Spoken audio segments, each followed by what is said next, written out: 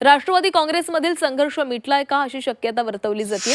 तटकरे म्हणतात समज गैरसमज संपुष्टात आलेत, तर सुनेत्रा पवारांचे समज गैरसमज दूर नक्की झालेत का असाही प्रश्न विचारला जातोय। पार्थ पवार आणि जय पवार तटकरेंबाबत बोलणार का याकडेही लक्ष असणार आहे। एनसीपी कार्यकारिणी यादीचा वाद संपुष्टामध्ये आलाय का अशी शक्यता चर्चा सुरू झालेली आहे। कार्यकारिणी यादी आयोगाला नव्यानं पाठवणार का असाही सवाल विचारला जातोय। सध्या राष्ट्रवादीमध्ये अंतर्गत कलह सुरू झालेला होता, मात्र आता सगळे गैरसमज आणि समज जे निर्माण झालेले होते ते संपुष्टात आलेले आहेत अशी प्रतिक्रिया तटकरेंनी दिलेली होती आणि त्यानंतर आता अनेक प्रश्न उपस्थित होत आहेत।